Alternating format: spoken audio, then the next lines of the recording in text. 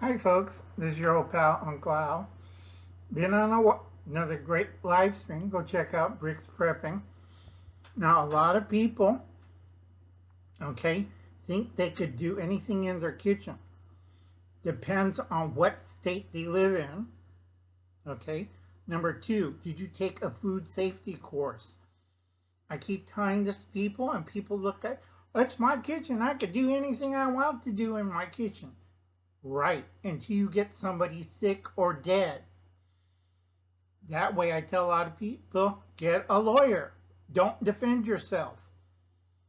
All right, I wear the lab coat because I like to. I'm not a scientist. I did take a food safety course for California. Don't know what the food safety laws in Florida is. Okay, it could be a misdemeanor, it could be a felony. So take a food safety course. I keep telling this to people and they say, we could do anything in our kitchen until you get in trouble. And a lot of people don't realize if you're in a blue state or a red state with food safety laws and you broke it and you go to the judge and say that, anywhere from 3 to 5 years. If it's really bad, 3 to 10 years. Okay, so know what you're doing. Don't watch off of YouTube. Go take a food safety course at your local colleges. All right? Because California is fairly strict after that orange powder and dried eggs fiasco. They got really hard. If you live in California and you say, I dehydrated eggs, kiss your house goodbye, kiss your kids goodbye, you're going to prison for the next 3 to 5 years. Okay? One dope says, I dehydrated eggs. And it's an old folklore remedy. He's been putting orange powder in it. It keeps the eggs nice and colored, but it contains over 100% mercury. After that, California put the foot down on people. I dehydrated eggs at home. 3 to 5 years. And then your lawyer's going to go, what an idiot. They're going to ask you, did you take a food safety course in California?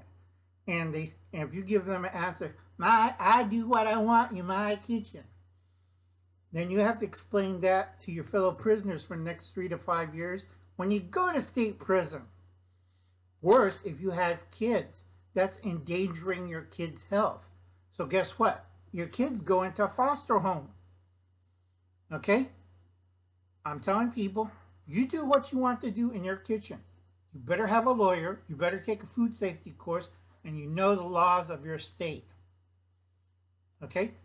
In blue states, a lot of them went overboard because too many people, like Washington, people were dehydrating milk and killing their families. They put a stop to that. Washington is still a big dairy country.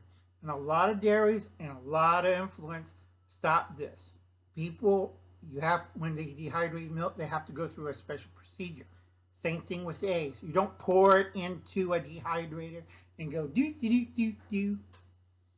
You get a whole bunch of airborne diseases, not including insects and molds. And a lot of people don't listen to that. They say, it's my kitchen, I can do whatever I want. Until you kill somebody or make somebody seriously ill. I have to repeat this over and over again. It's because every new prepper, like, I dehydrated my last meal. Why? Okay? It's like the boneheads were selling freeze-dried powder. You can't freeze-dry grease. Okay? And oils. That's scientifically impossible.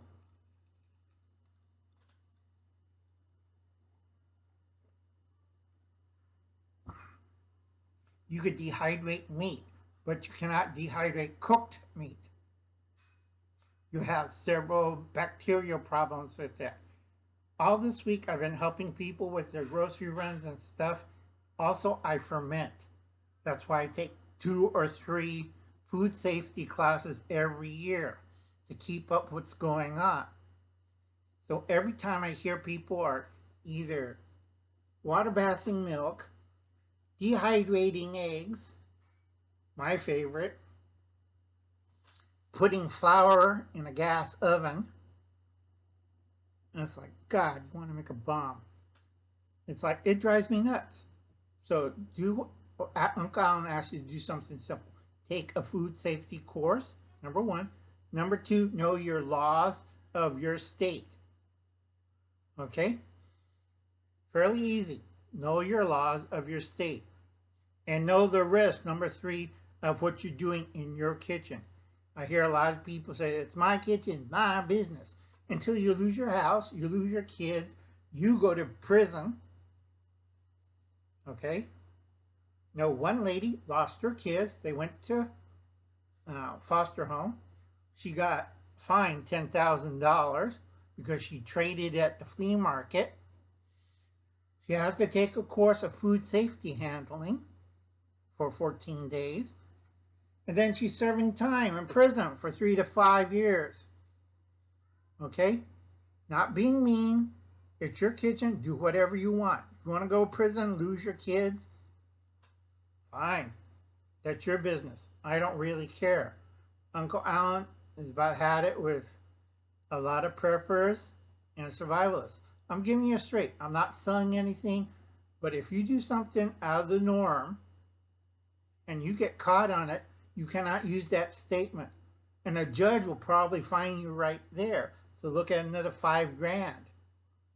So after you get out of court and out of state, you're either a felon, you have a criminal record, you're not going to get your kids back, but I only fed them this. Well, no, hell no. We're taking away from you. Kiss your kids goodbye. And you lost your house.